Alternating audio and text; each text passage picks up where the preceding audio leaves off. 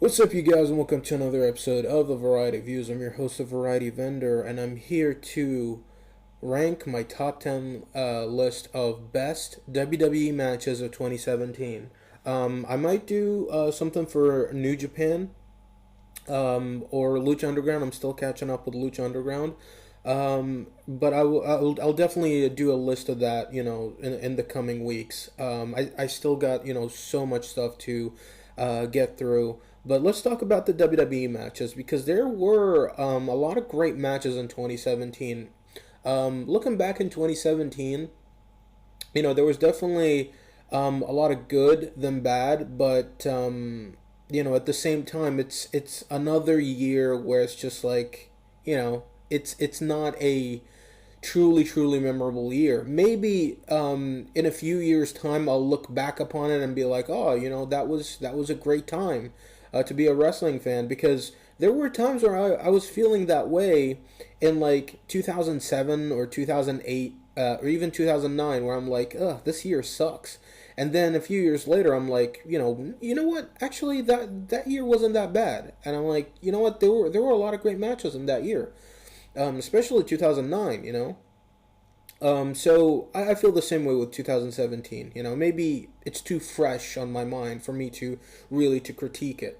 But I can critique the matches though, because I've pretty much seen all the major ones.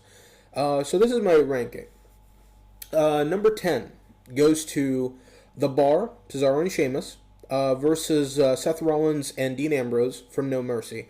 I was kind of struggling whether or not to put their SummerSlam match, but I feel like this match was better. This was definitely better.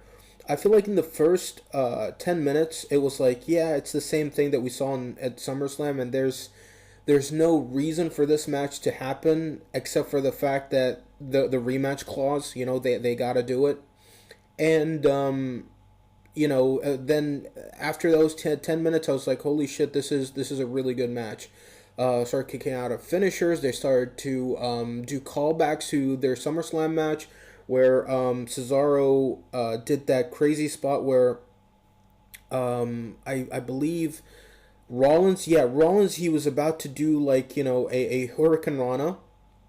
And, because he did that at SummerSlam, where to break up the Sheamus doing the Celtic Cross on Dean Ambrose.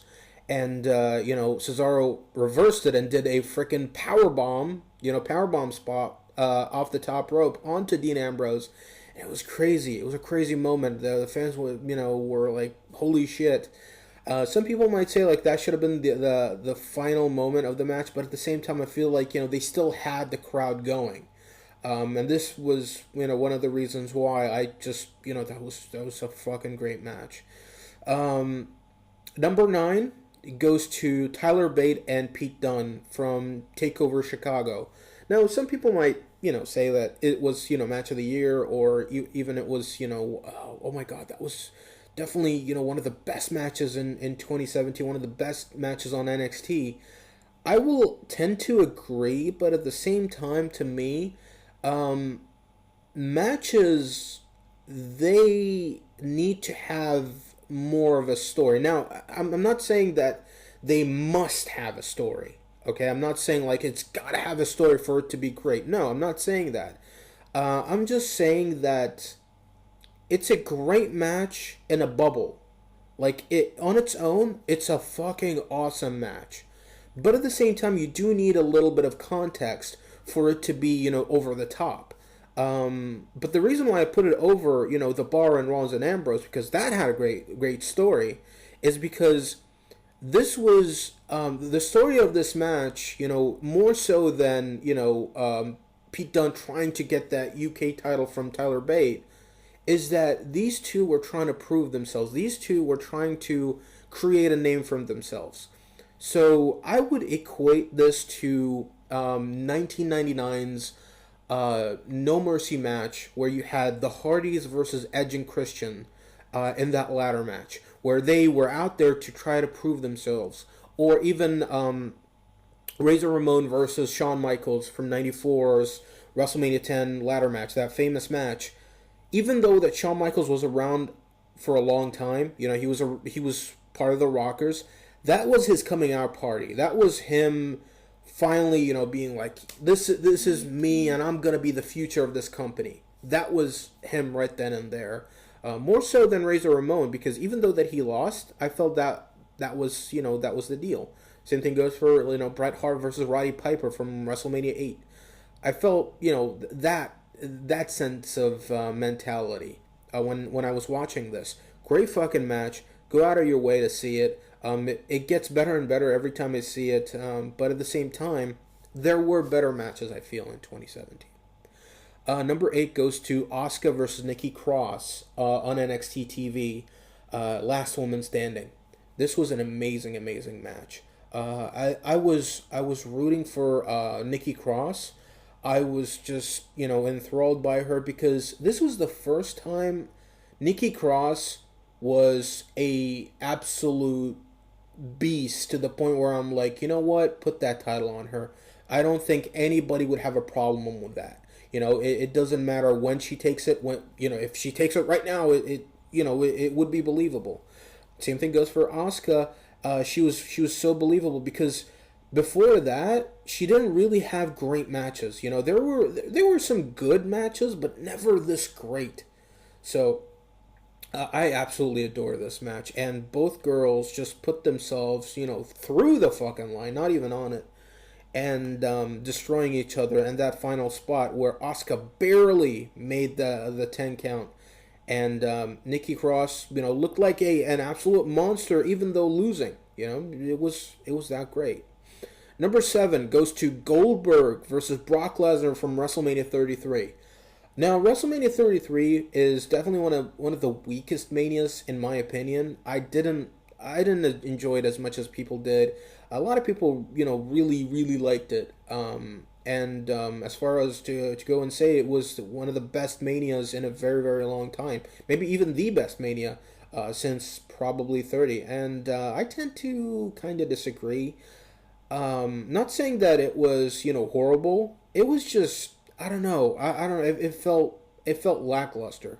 But this match was definitely the best match of the night. Definitely the I feel like it was the shining light in a dark, very dark atmosphere. Even though there was just so many lights there, and the stage looked beautiful and everything, it felt dark for me.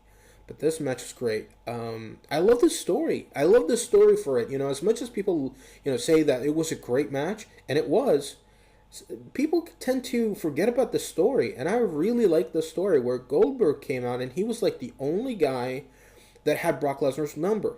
Brock Lesnar never was this beaten.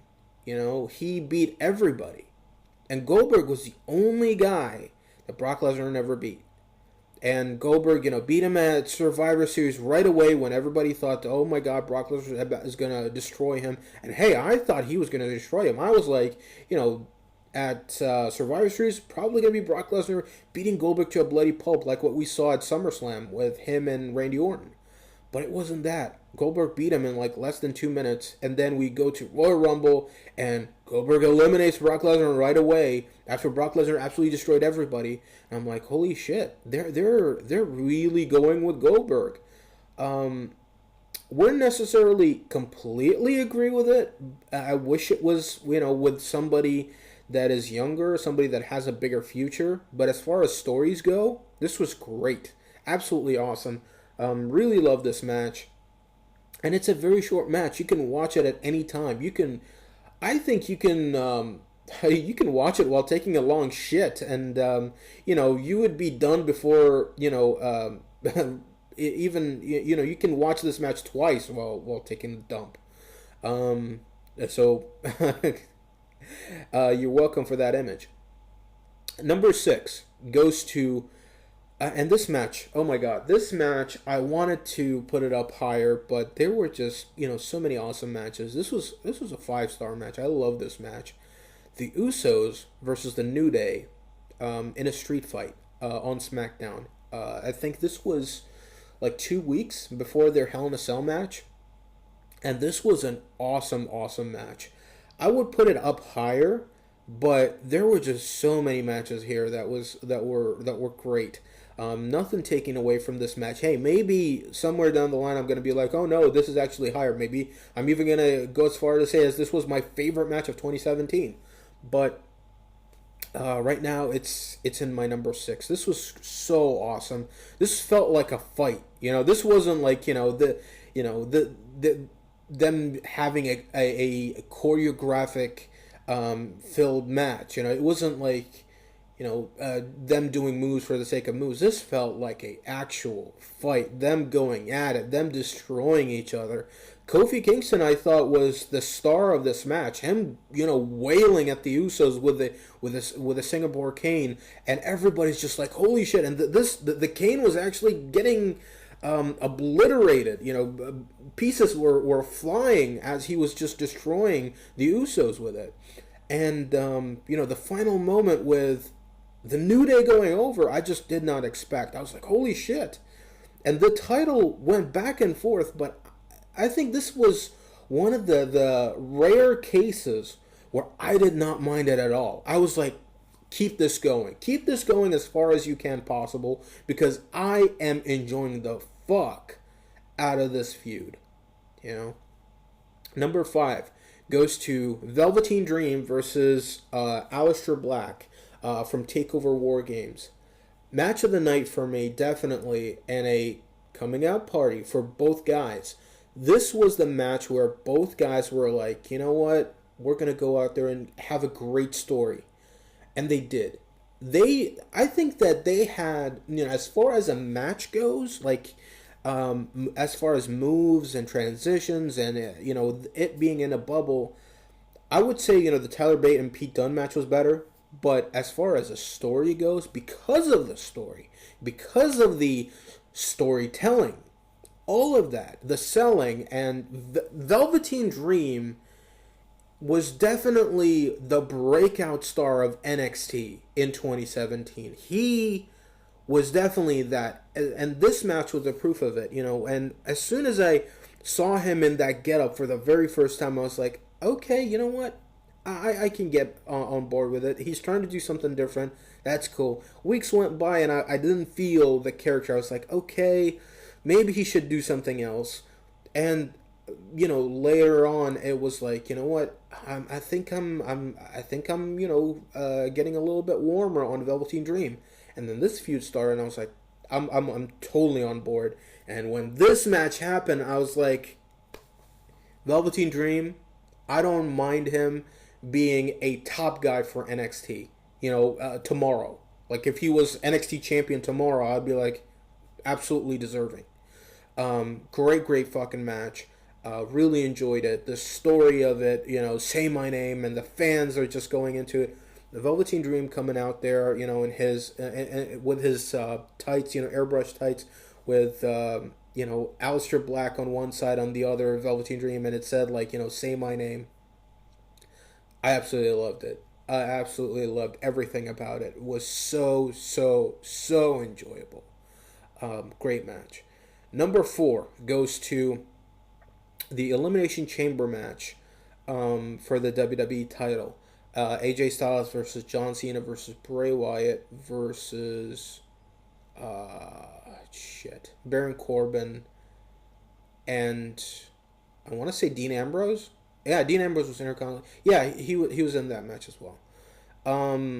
This was a great match. I love this match. A lot of great spots, and to the point where there was a point in this match where I'm like, this can be the greatest Elimination Chamber match ever. But once the match ended, I was like, this was awesome. Not really, the greatest chamber match, but pretty damn close. I love the new structure. I love the lights and everything. I prefer it over the older one, even though the older one, looked brutal, because of the the metal crates and everything. But I will say this match, this structure, the new structure, I feel like it's so much better because you can do so many more stuff. I like the fact that the structure is a bit higher so that you can actually stand on the pods.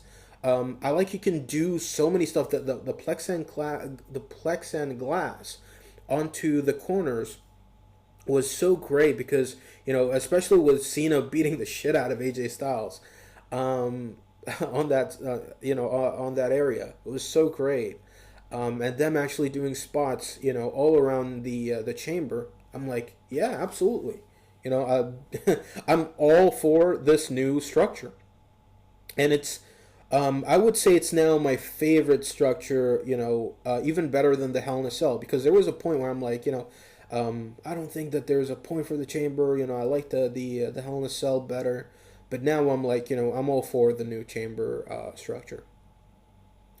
Number three goes to the Usos versus the New Day, Hell in a Cell. Awesome, awesome match. Love it. Love the storytelling of it. This, if the street fight was the coming out party, not the coming out party, that match, the MVP of that match was Kofi Kingston. I would say that this match, the MVP of this match was Big E. And I could say, Xavier Woods. Xavier Woods was definitely, a close second. But Big E, I feel like in this match, while watching this, I'm like, this dude can be a world champion. This guy can main event. And you know what? I would have loved to have seen Big E versus Jinder Mahal. I think Big E should have been the guy that would have taken the WWE title from Jinder. And it would have been so great because it would have been well deserving. And not just that, but it's a new star, and you got a new main eventer, and the fans are actually behind him. So I would have definitely preferred that over AJ Styles. Not saying that AJ Styles is a bad champion, not even close. But I'm saying that Big E, it would have been much more productive to give a championship to a newer star. So there you go. Number two goes to the Revival versus DIY versus the Authors of Pain ladder match in TakeOver Chicago. As far as you can tell, I love TakeOver Chicago. Was one of the best pay-per-views of last year. However, I will say that the main event wasn't that great, but that's neither here or there. I will say though, this match was definitely match of the night for that show. The main event, as far as the world title match, the NXT Championship match. This was the main event. This was the final match on the card, and so many great spots happened in this match, and the spots really worked. Like, I'm not saying that they were brutal, and it played so much into this, and even to the point where Johnny Gargano sacrificing himself for Tommaso Ciampa. And there was a part in this match where they went through the ladders on the outside onto AOP. So many great spots. And while watching this, I'm like, "Fuck, this is so awesome." And I think right after that was Backlash. I'm not sure, but this was definitely this was such a great main event that I'm like, Backlash has no chance in hell in in following this, and this was a great match. I absolutely adored it, and beyond that, the aftermath, one of the greatest moments in NXT history, one of the greatest turns, I feel, even though that it was coming off the heels of Kevin Owens and Chris Jericho and the Festival of Friendship deal. This was, I feel like this was a little bit more heartbreaking, because yes, Jericho was fun. This was like two brothers, this I feel like was much more heartbreaking because they were together during their highest of highs and lowest of lows, and them breaking up here was like, it tore my heart to shreds. And the fans, truly turned on Tommaso Ciampa. Even though the Festival of Friendship, was like, oh my God, an oh my God moment. But I feel like everybody kind of saw it coming. But this was like after a great fucking match, and everybody was like, every pay per view I remember was like, okay, this is the time where Tommaso is going to turn. This is going to be the time where Tommaso turns. And then when everybody let their guards down and were like, you know what, I don't think Tommaso is going to ever turn on Gargano. Maybe they're going to stretch this out until they go to the main roster. But no, this was the moment, and I'm like, fuck. So that right there, it makes it my favorite match of NXT in 2017. Number one, maybe a little bit, maybe some people might disagree with me. You know what? I think everybody's going to disagree with me. But to me, this was match of the year. And some people might say like, oh no, it wasn't, it wasn't a great match. It wasn't even match of the night. But to me, it was the story of it, the Easter eggs, the all the hints leading up to this was so awesome, and it was done so well to the point where I'm like, this should have been the ending of the feud. But as it's going, it's still interesting. So I'm gonna give Shane McMahon versus Kevin Owens Hell in a Cell match of the year. Reason for that is, like I said before, everything that I said before, and also this was the first time where I'm like, you know what, first time in a very long time where I'm like, Kevin Owens is finally, back to that level of being a main eventer. Like, he can finally be serious. I like his comedy stuff. I like when he has the more lighthearted moments. But in this match, I feel like is where Kevin Owens shined the brightest. And he was like so brutal. He was taking so many bumps, and not just that, but he was the storytelling of it. Him just being so frustrated on Shane. Yes, there was that moment where Shane's kids were laughing. It almost ruined it, but they went balls to the wall after that. The moment where they're on top of the cage and they were teasing, breaking through the middle part of the cage. They were doing spots, suplex, body slams, and even Kevin Owens did the powerbomb, the pop-up powerbomb on Shane. And every moment you're like, oh, okay, then maybe that's where they're going to break through. That's where again they're going to break through, but they didn't.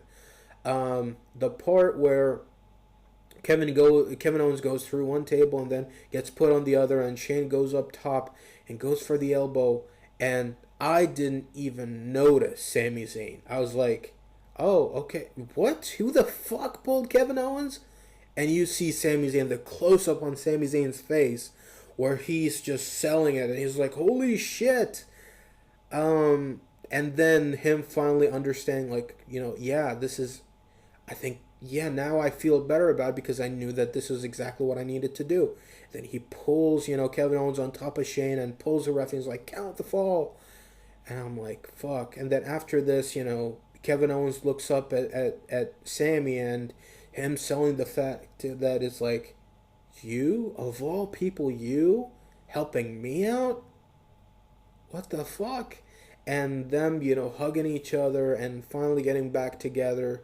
And even on, the aftermath of that on SmackDown. All of that, wrapped up into one makes it, an amazing story, an amazing match, and, one of the best Hell in a Cell matches that I've ever seen. So, with that being said, whether you agree with me or not, sound off below and rate, comment, favor. If you haven't, please subscribe, share with your friends, share with everybody. And check out my next video. We'll be talking about something else.